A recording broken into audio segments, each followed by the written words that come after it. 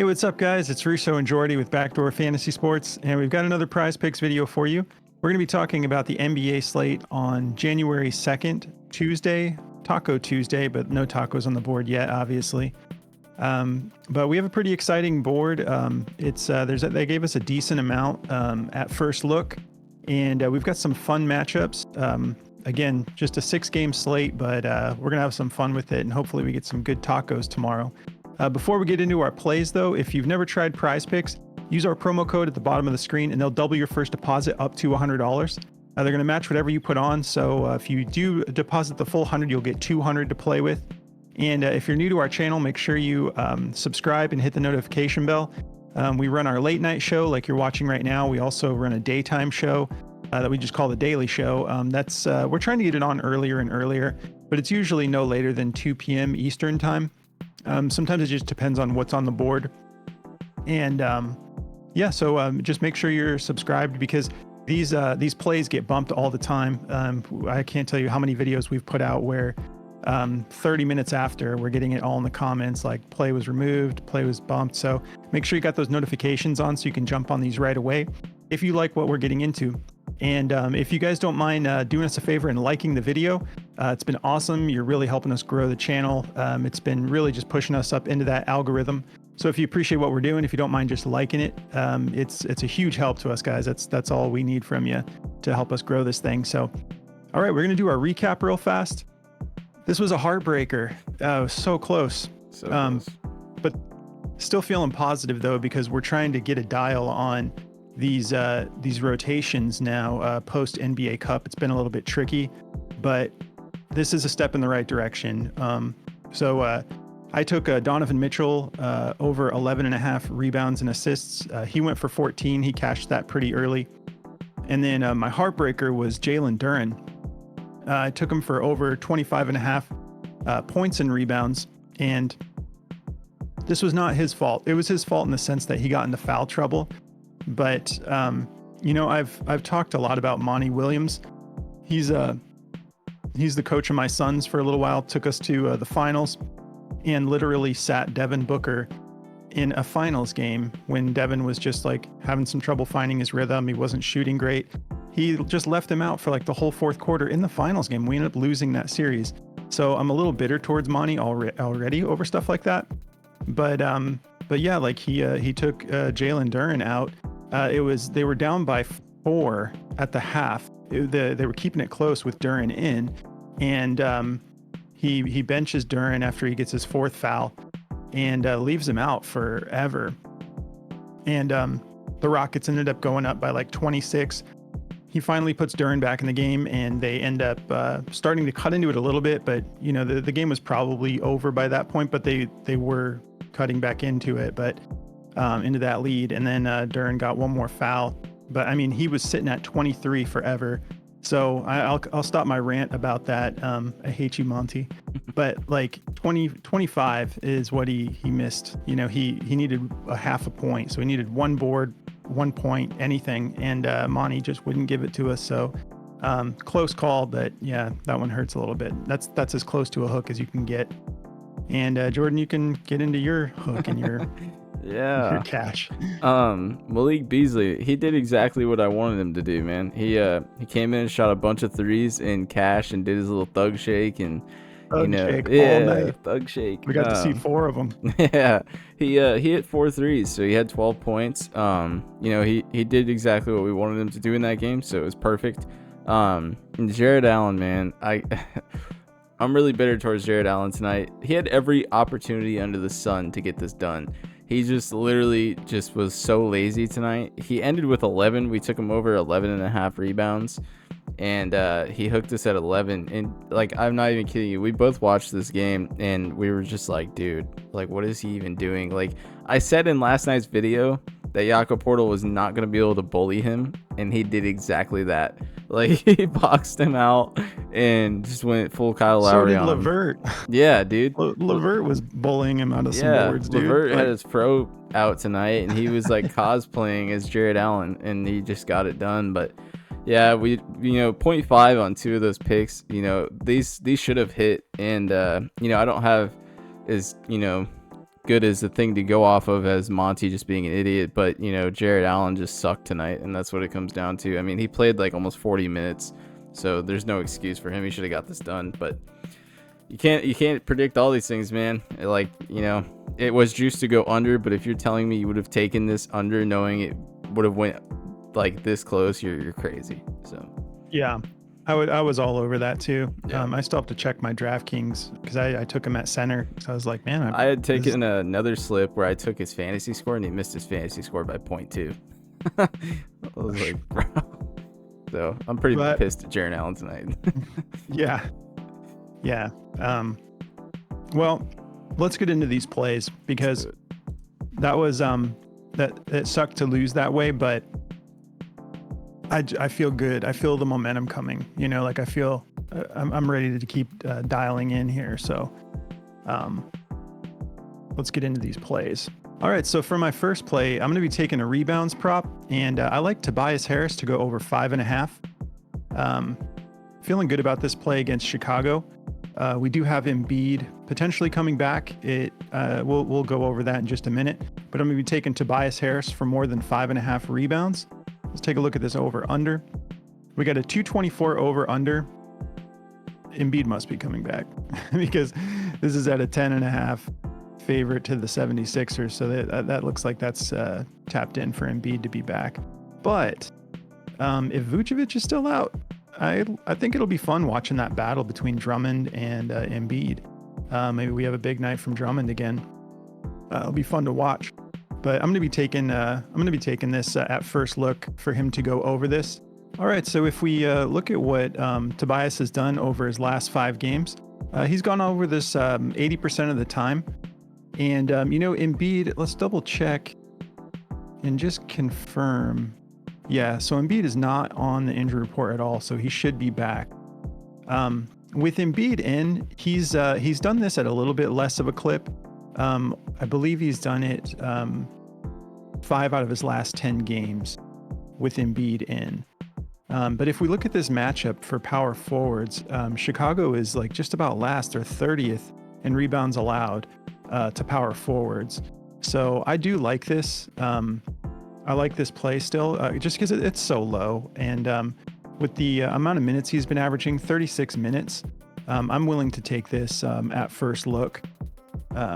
So I'm going to still roll with this. I don't want to sound apprehensive because I feel good about the play, especially with that matchup, 30th in rebounds allowed. I just feel like the tone of my voice sounded apprehensive, but I promise I'm not. But if you're apprehensive, just fade it. We'll have more for the daily show. These plays are a little bit trickier at night, but that's when you get your opportunity for like a 5.5. Like I'm sure it'll be 6 or 6.5 tomorrow if it's even available. So yeah, that's my first play, Tobias Harris over 5.5 rebounds. And my next play, actually, let me just jump over to DG here. So yeah, daily grind, even all things considered, they still have this favored to go over. I'm sorry, that's his turnovers, rebounds right here. They have it favored to go over 51, just under 52% odds to hit with the minus 125 on the DG odds. And we got BetMGM and DraftKings both at a minus 125. So I think that all things considered, even with Embiid coming back, they still feel like this is a low enough line for him to hit it. And I'm glad Embiid's going to be back, man. That dude was just balling out of control before he got his ankle hurt. So it'll be fun having him back. All right, so my next play is going to be a blocks and steals play. And I like Jonas Valanciunas to go over 1.5 blocks and steals. That last game against Utah, where I believe he didn't play that many minutes, he just got the 1. But that was like the only time that's happened, I believe, in the last 10 games that he went under this. We're going to be taking him for more. And this is one of the matchups that I think will be a fun game to watch. We got a 230 over under with the Pelicans favored by 6.5. So not really any too big of a concern for blowout. The Pelicans can surprise you sometimes though, and just if the Pelicans start to run away with it, like they're a fun team, they're a good team this year. So I feel like this should maybe even be a little bit higher, but I don't think that this is going to be he doesn't get it done because they're benching everyone in the second half or anything like that. If we jump over here, like I said, yeah, that last game was the only time out of the last 10 games that he hasn't hit this. He's just been a machine this year, which is awesome. So I'm not even concerned about the matchup here, because blocks and steals allowed, that's kind of like a little bit of a weird stat to just base this off of, because like you're talking about his defensive capabilities. But still, I mean, they're 10th in steals allowed to centers and 9th in blocks allowed to centers. But if you just look at all of this green, I'm happy to take this. And he's still averaging about 30 minutes a game, even with the last couple of games, they haven't needed him quite as much. But I feel really good about this matchup.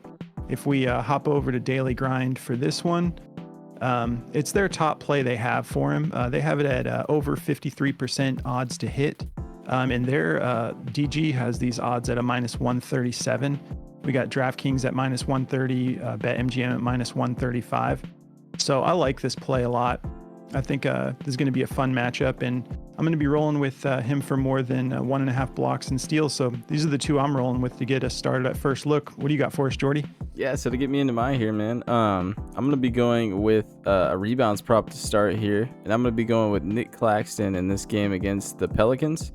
You can see over his last 5, he's hit this in 4 out of 5 here, but let's dive a little further in here on a outlier. So he's gone over this in 5 out of his last 10 games, so it's not like a super impressive streak or anything, but over the last 5, he has really cleaned it up, and he's been a lot more aggressive lately. And I know I just said the same thing with Jared Allen, but they really both have. And this is a fantastic matchup for Claxton. If you look over here, in rebounds allowed, the Pelicans are ranked 24th, giving up 13 a game, and we just need him to go for 10. So this seems pretty doable for Claxton. If you look at his minutes down here, he's averaging about 30 minutes a game, and he's only been putting up like 2.5 fouls a game, so he doesn't get into foul trouble a whole lot. So, that's one reason I like Claxton a lot, is he can get sloppy and get into foul trouble when he gets kind of, PO'd with some people, but it's not like he's going against Bam Adebayo here or anything, so I think we'll be all right. This is just a good matchup. I like it a lot. If we look at Daily Grind here, they've got his rebounds for over at about a -120, and other places have it at a -130, 120 as well. I like this matchup a lot, so I'm going to be rolling the dice on this one. And for my next play here, I'm going to be getting into a points and assist prop, and I'm going to go with Patrick Williams. This guy's been awesome. If you look at his last 10 games here, he's gone over the 6 out of 10. This is a minus over here on DG. We got it at a -145 to go over with some places. DG has it at a -133, so I feel really good about it. Over here on Outlier, he's gone over it 6 out of 10 games. He's averaging about 32 minutes a game, only putting up 2.2 fouls, so he's not getting in a lot of foul trouble. But he's shooting 50% from the floor and from 3. So he's averaging about 4 3-pointer attempts, and he's making 2 of them, and he's shooting up like 10.4 field goal attempts, making 5.3. His 3-pointers are up as well. If you guys like that, I like to take those sometimes. But with a little bit of a tough matchup against Philly, I just like his overall points and assists here. I don't really want to roll the dice on him making 2 of his 4 threes in this matchup. But if you look against power forward here, Philly's ranked 14th in points allowed and 13th in assists allowed at power forwards. So they're giving up 23.7 points a game and 4.1 assists. So we've got a little bit of wiggle room here for him to get this done. And, he's been awesome. Like, even in some of these games where he's missed, he's had 13 and 12. So really he could be 8 for 10 in this category if he just had a little bit of a better shooting night in these games. So the only reason I don't see him going over this is if he has like a crazy bad shooting night, which is totally possible. I mean, it's Philadelphia. They're kind of on a streak right now. So if you guys don't like this, fade it. But I really think it's a good play with how good Patrick Williams is. And I think he's going to go lights out in this game. And they just played them, and he went for 16. So, he did do pretty well in this matchup last time. They actually beat Philadelphia in that game. So I think he can at least give us 15 points and assists here. So I'm going to be going more on both of these, and that's the 2 I've got. Awesome. Yeah, those are the 4 we're rolling with. And again, guys, if you're interested in checking out our Discord, there's a link in the description of the video. We're having a really great time over here. We obviously have like a community chat section where we all just kind of hang out all day. We do we share all the picks we're getting into. We always attach like the different quick links to just jump right into Prize Picks, and already have the picks populated for you to just jump into the play pretty quickly. But again, another bonus to being a part of our Discord is you can see we always post the picks that are going to be in the video before, usually like as we're filming, or in most cases lately, we get them into Discord before the fact. So yeah, there's a link in the description of the video if you're interested in checking out our Discord. And that's going to do it for us, guys. We're stoked on these 4 picks.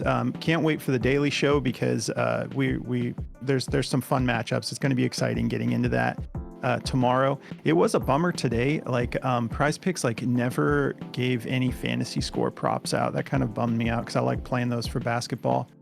But anyways, could be a fun day. And if you're interested in checking out any of the tools from Daily Grind, they're our official partner now, and they're giving all of our viewers 25% off of any of their tools. If you're a first-time user, there's a link in the description of the video for that as well. So go check that out if you're interested in using some of these tools that we use for every show. And yeah, guys, have a great Taco Tuesday, and we'll catch you in the next video. Good luck, guys.